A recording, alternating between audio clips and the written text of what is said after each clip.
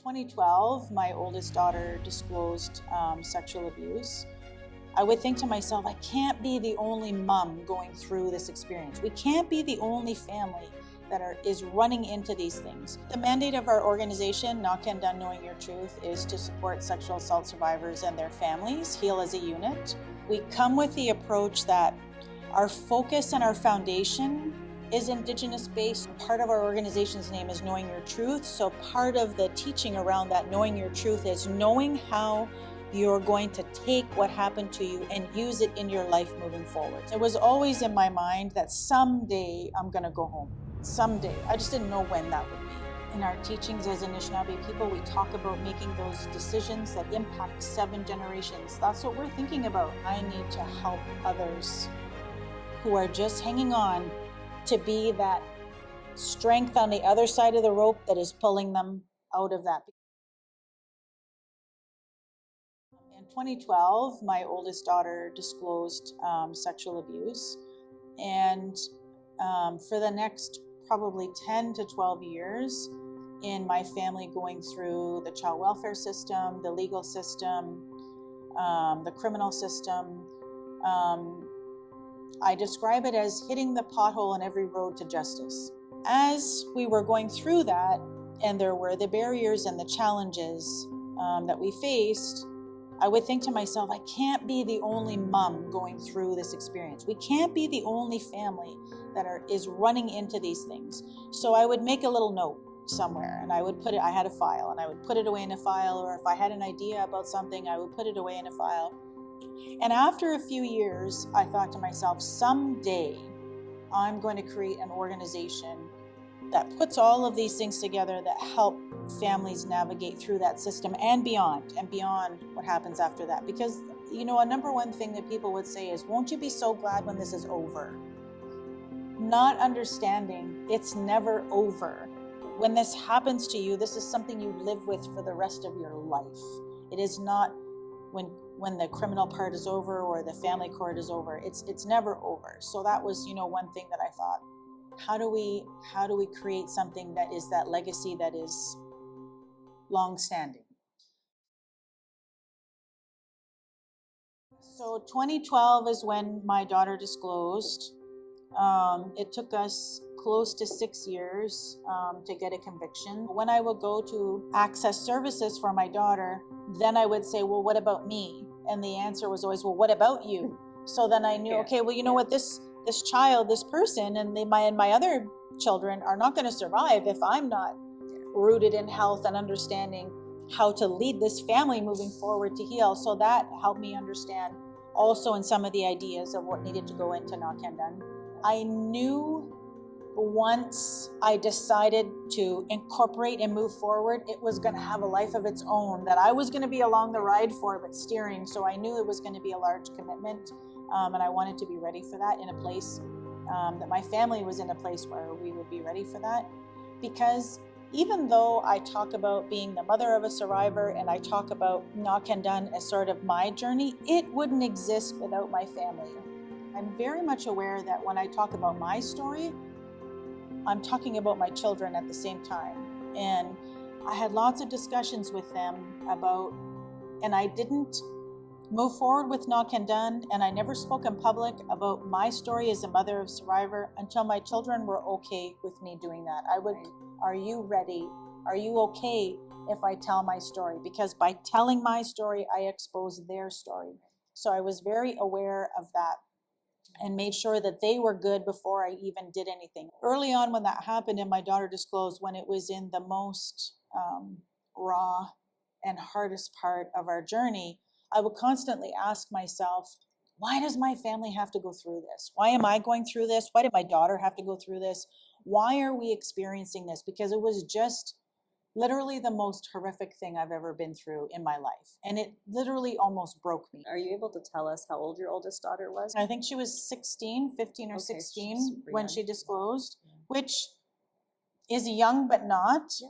When you look at the sector as a whole, when disclosures happen, primarily they happen very, very young because children are not really understanding exactly, and they're just telling truth, right? And that happens.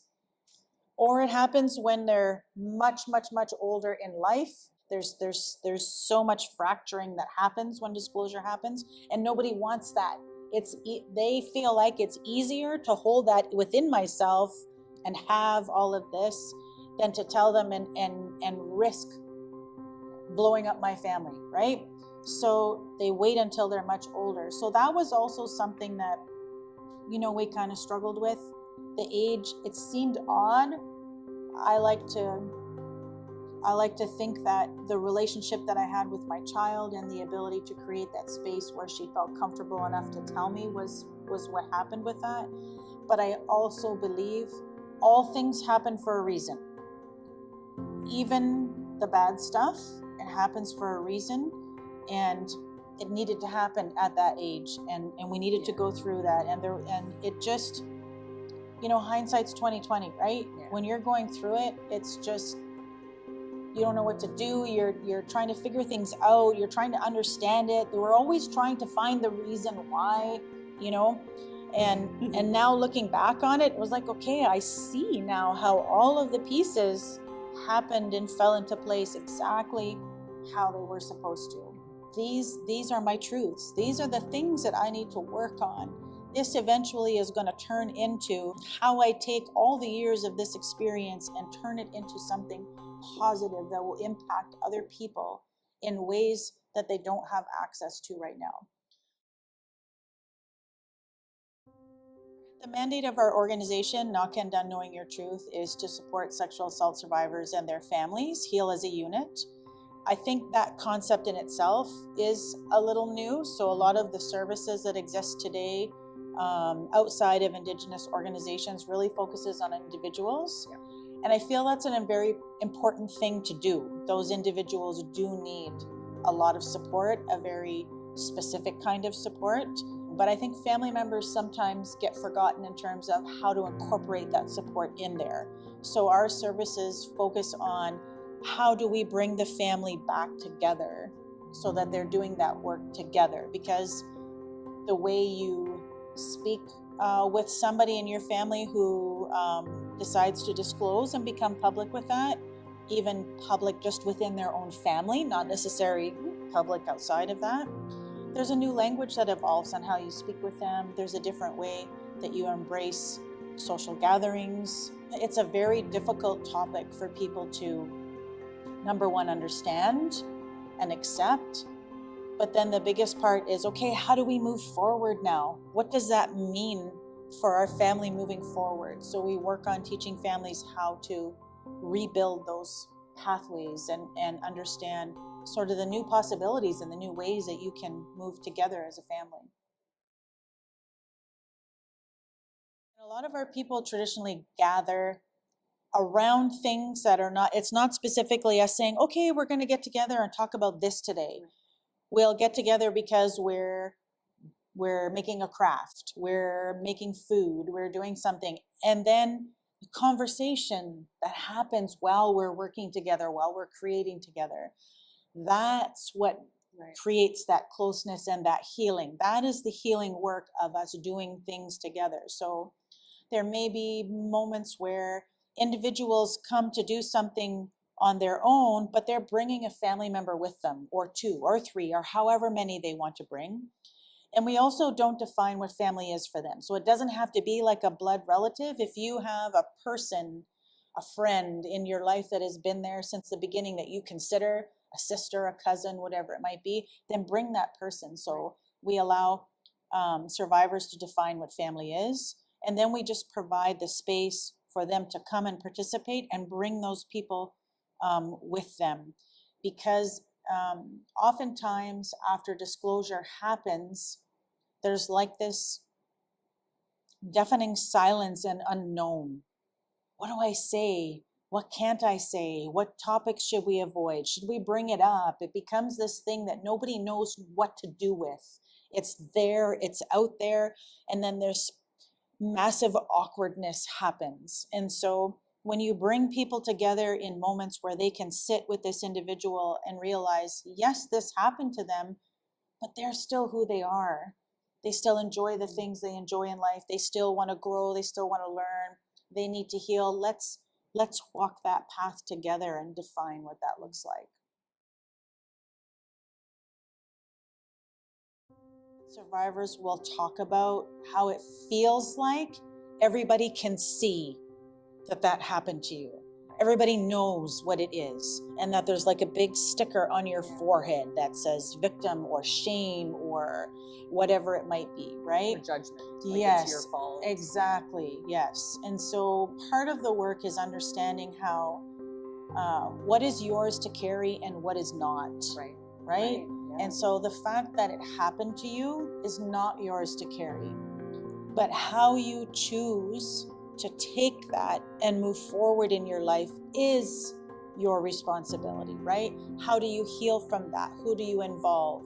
Part of our organization's name is Knowing Your Truth. So part of the teaching around that knowing your truth is knowing how you're going to take what happened to you and use it in your life moving forward. So some people, for them, all that's needed is to tell somebody that they love and feel that it's okay and I can move forward with this. I don't need to carry this secret or have this anymore. I can shed that and I can move on. Some people write books, some people teach, some people speak, some people become advocates, even lawyers. Like there's so many things that motivate people after they go through that. And that's the knowing your truth. What is your truth that you're going to use from that experience to move forward? And all of it's right. There is no one way to do this, right? And we need all of those people doing all of these different ways of manifesting what their truth is to make way for others who may fall in those different ways and know that all of it's okay. And I'm just going to choose what works for me, and that'll be my path. Yeah. We do focus primarily on women who have been affected by this, but we do not turn anyone away who identifies otherwise. We also have just started working on programs specifically for men, because that's the balance, right? Yeah. So yes, we need to focus on how women can heal from this and move forward, but we also need to focus on men because men are also victims of that. I think sometimes there's a huge stigma on there that they're always the perpetrator, but they are also victims as well. And you know, it's all a part of that generational effect of residential school. So we're working and understanding the balance of both of those. So today, primarily, we focus on women. We allow anyone. We are working to put in that focus on men to create that balance.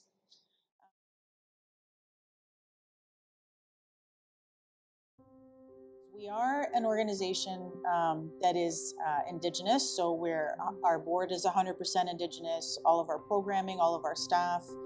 But we do acknowledge our people live in a time where there are many other options out there for healing. And we come with the approach that our focus and our foundation is Indigenous based, so we have a lot of culture within our organization. We have a lot of teachings. We have a lot of people that we bring in to provide that ceremony element of things. But we also acknowledge that there are those that things like using weighted blankets or aromatherapy or counseling, all of those other ways, those modalities of healing. Basically, our philosophy is when you're here, we focus on the traditional and the Indigenous and the Anishinaabe way of healing, but we also know healing is healing. Right, yeah. And whatever works for you, we're here to support that and incorporate it into the work that we do.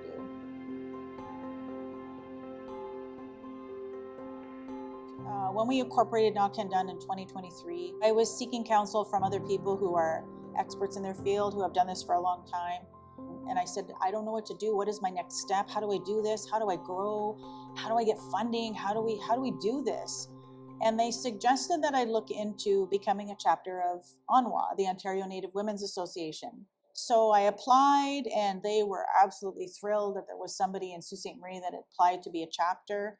And one of the very first programs and things that they talked about with us was anti-human trafficking. So that became a part of our first connection to that organization. And I had never thought about that as something that would connect with the work that we do. And obviously it does. But because I was so focused on my vision of where I wanted the organization to go. So it's been a great addition to what we do. And it's really expanded our network and connected us to people who are just so passionate about the healing for all of our people, all of humanity, because human trafficking and sexual assault is not discriminatory. It affects everybody at every age, every gender, every socioeconomic level. Like it just affects everyone, right?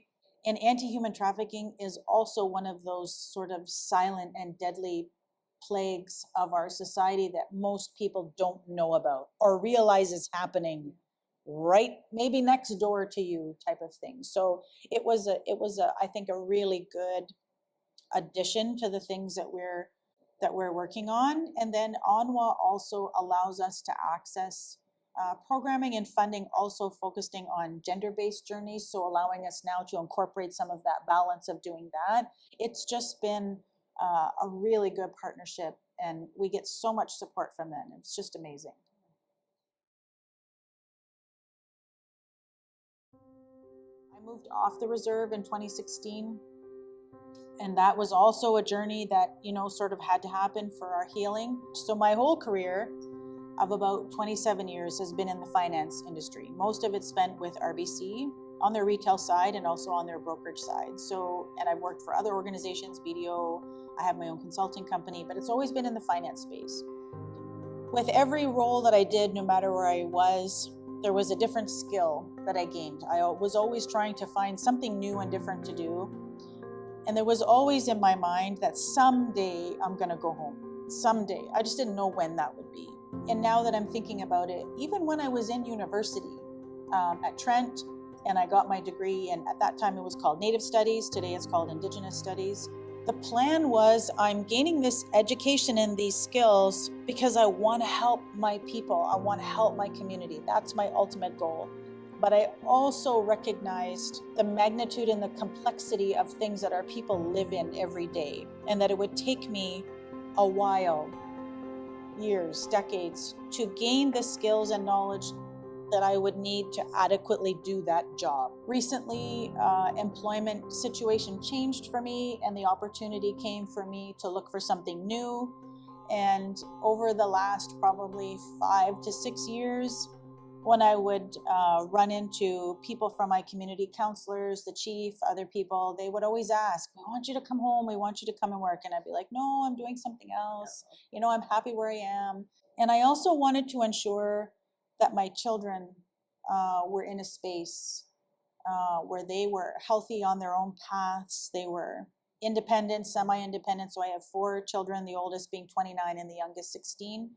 And I wanted to make sure that they were in a good place because I knew that the role at home would be very demanding, both mentally and time-wise. So I wanted to ensure that my home life was very stable and could withstand me not being there, for a good portion of the time. When the last sort of opportunity and chance came, I applied, and I got the position. So I've been there about 12 or 13 weeks, but who's counting? And it's just, it's been everything I thought and more.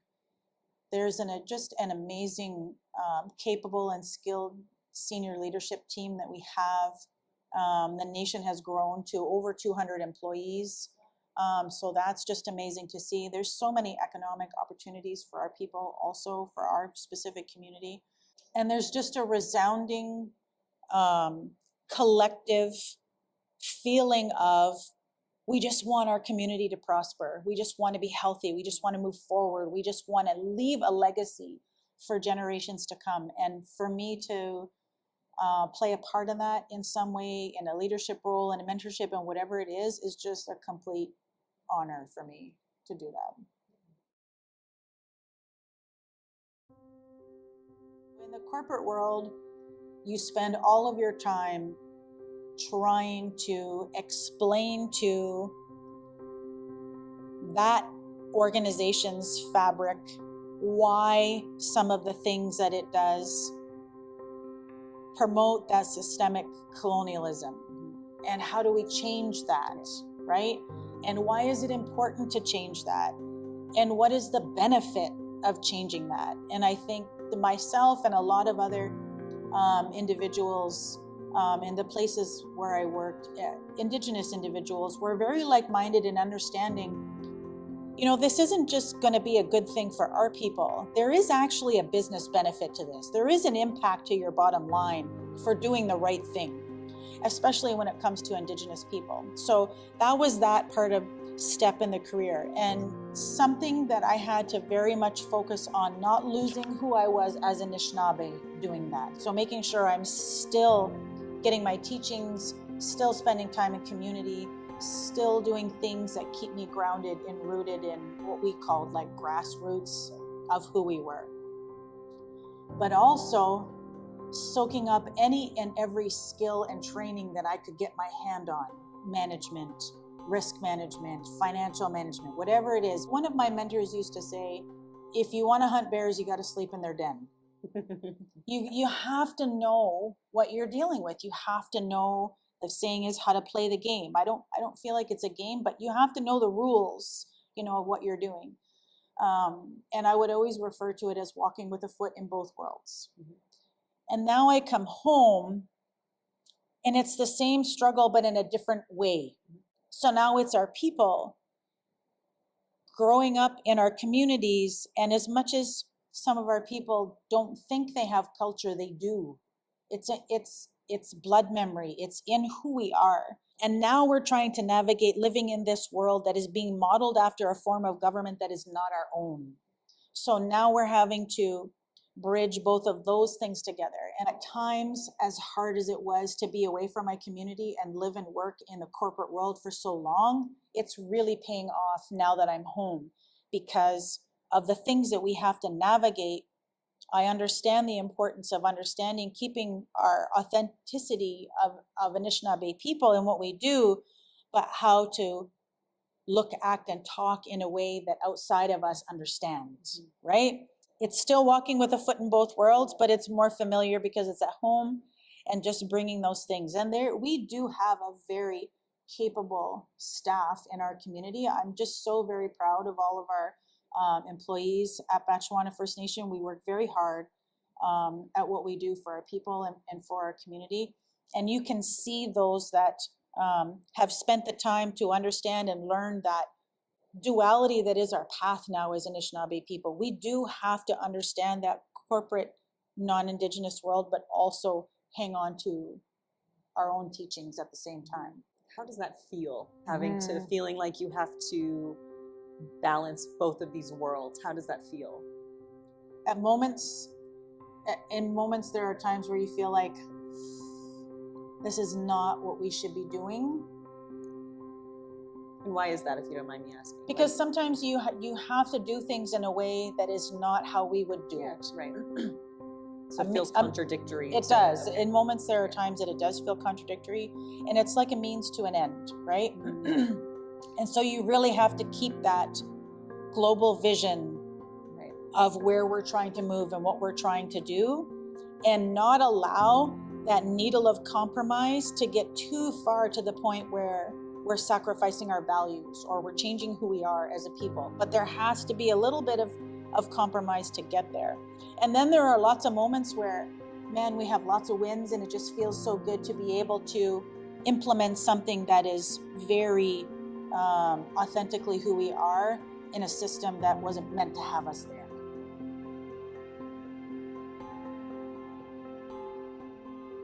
What do you sort of envision when we think of, again, these two worlds? Do you think there's a possibility of like coexistence? I definitely think there's a form of coexistence. If you go back to the beginning of when our people and settlers came here, there was an agreement that was created called the two-row wampum. And it's, when you look at it, it's two straight lines. And the basic teaching of this wampum is that we're in our canoe going down the highway and the waterways were our highways at that time. We're in our canoe going down our path, and you're in your canoe going down yours, and we're side by side, but we're not doing this. We're not Yeah. trying to jump in each other's canoe. We're trying to cross one another, but we can exist together. And I think it's possible, but the amount of change that needs to happen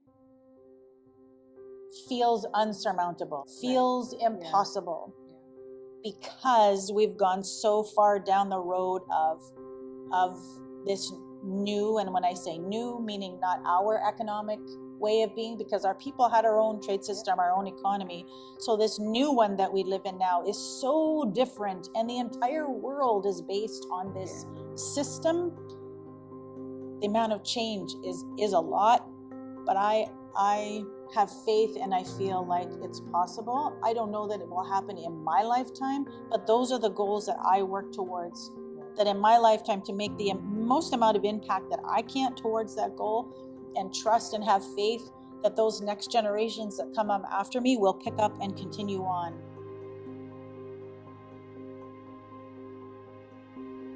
We had a really good friend that lived down the road from us, who was in social work.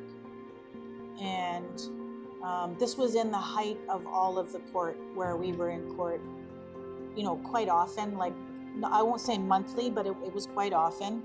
And it was very stressful, the preparation, the anxiety of being there, all of those things. And we were getting closer to the date where my daughter would have to testify. And this individual was just a phenomenal rock and support for my daughter and for myself. And she also went through sexual abuse, and her story was also very heartbreaking, in how that happened and who it was, and the length of time and all those kinds of things. And again, her truth then became to do the work in that field of social work and help others, through that process. So there was a day where we were having an especially emotionally challenging day. And I was talking with my daughter about different things, and the conversation became a little heated because I wanted to go one way and she was thinking another, and she ended up running out of the house. That was never something that she ever did, so I knew that we were in a place where she was in a very overwhelmed state of mind, and that was her way of coping in that moment. But it was very scary for me, because I'd never had a child run away before. So I immediately jumped in my car, and she jumped in with me, and we're driving around the neighborhood, and we're looking, and we're calling people, and we're texting, and she couldn't have gotten that far. And I'm in that frantic state of mind, thinking I have to find her, because of where her mind is. Who knows what could happen to her? She's not thinking straight. She's not keeping herself safe. All those kinds of things. And we were driving around for about a half an hour, and we didn't find her. So I pulled in the driveway, and until that moment, to the outside world, I was very calm, cool, and collected, right? I had my plan. I knew what I was doing. I was prepared for everything. I was always talking in a positive way. I was just doing my best to get through. I describe it as hanging on by a thread. That was my life for about 6 years, hanging on by a thread. And in that moment, when we pulled in the driveway, it was like the dam broke. And I sat in that car and screamed and cried and yelled and was swearing and banging my fists on the steering wheel, and just all the things that I had been thinking, the not nice things that you don't want to say out loud about what you would do and how you're going to think, and it just all came rushing out. And I didn't even realize, I think, to the extent that I had sort of that little bit of I'll call it a breakthrough, not a breakdown. And when I was done, I was sitting there and I just kind of went, oh, and the tears were streaming. And my friend, I had forgotten, my friend was sitting in the seat beside me. And so she's just looking at me. Yeah. And I just went, oh my God, I'm so sorry that you had to see that. And she goes, no, you know what? That was like amazing for me to watch, because my relationship with my own mother was not well in my journey. My mom didn't believe me. She didn't support me. She didn't provide any of the stuff that you were doing for your child. And watching you go through that, now I understand what she was struggling with and why that happened. It helps me come to a place of forgiveness for her. And I just thought, oh my God, that's what this organization needs to do, because those are the truths that happen in families. Yes, the survivor needs to be a focus and needs to be central, and we need to have supports for them. But family members also go through a lot in their own way of experiencing that, and to be able to repair those connections, right? The experience that I was having as a mother of a survivor internally, the shame that I was struggling with, the guilt that I was struggling with, the despair, the hopelessness, the just feeling like my whole life had its own direction that I had no control over, was to become my outer work, because I was not the only mother going through or family member going through this. And that needed to become something that we could do, because there are many people that focus on survivor, which is great. Now we're going to have somewhere that focuses on family, and those two paths can now come back together. Mm-hmm.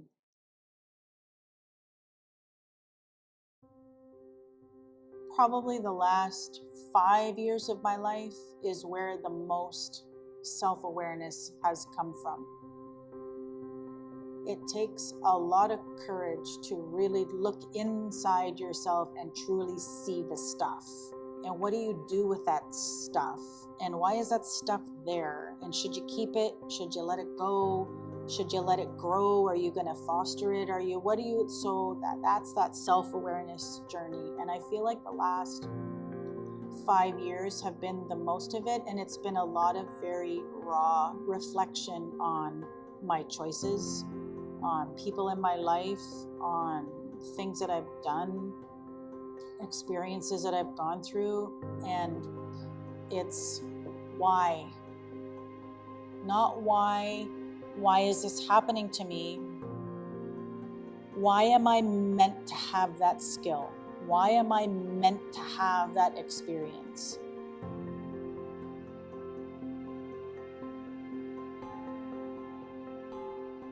My whole way of being and thinking and how I guide my decisions is on, how do I use what I have to impact others?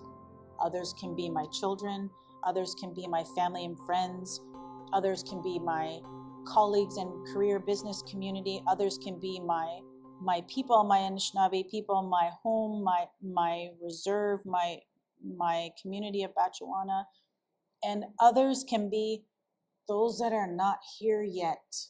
In our teachings as Anishinaabe people, we talk about making those decisions that impact 7 generations. That's what we're thinking about. What the thing that I do today, how are my grandchildren's grandchildren going to feel about what I did today? Before I do what I'm going to do, how is that going to affect the people around me? And how is that going to affect the people that aren't here yet?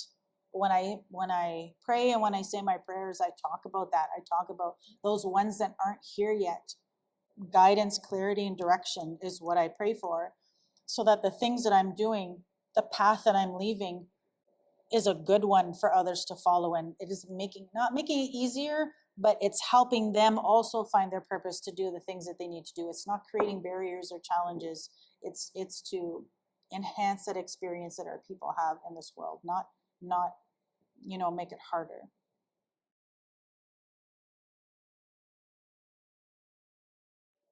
As Anishinaabe people, we believe we come here for a specific reason. You are given gifts by the Creator for a certain reason. And my work work on myself in the last while, and the self-awareness is, what are those gifts and how am I going to use those to the best of my ability to create the most impact on as many people as I can? Why do I have that gift? When you're going through hard times, it's hard to understand that you have a gift, that you're capable, because all you're doing is surviving. You're just hanging on by a thread, right?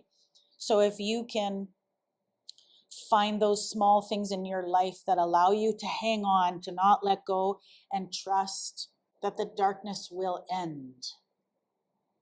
It sometimes feels like this is never going to change. It's never going to be any different. This is the way my life is meant to be.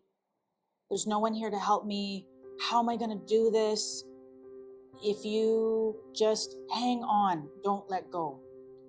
Eventually, you'll come to a place where it'll start to lighten.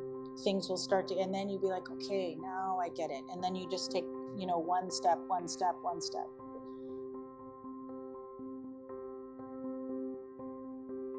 Throughout my whole life, I grew up on reserve. My mom was an alcoholic. She sobered up when I was in high school, but traded alcohol for prescription drugs. Mom had lots of mental health issues, that's not an uncommon story for our people. I grew up on mother's allowance, very poor. All of those experiences shaped my ability to be able to handle what we went through. I believe that. I had to grow up that way to understand how to survive what we did. And now surviving that, now it's time to turn around and go, okay, I need to help others who are just hanging on to be that strength on the other side of the rope that is pulling them out of that. Because somebody somewhere in my path did that for me. There are people that helped pull me out of the places that I was. And so now it's my turn to turn around and help pull other people out of those places.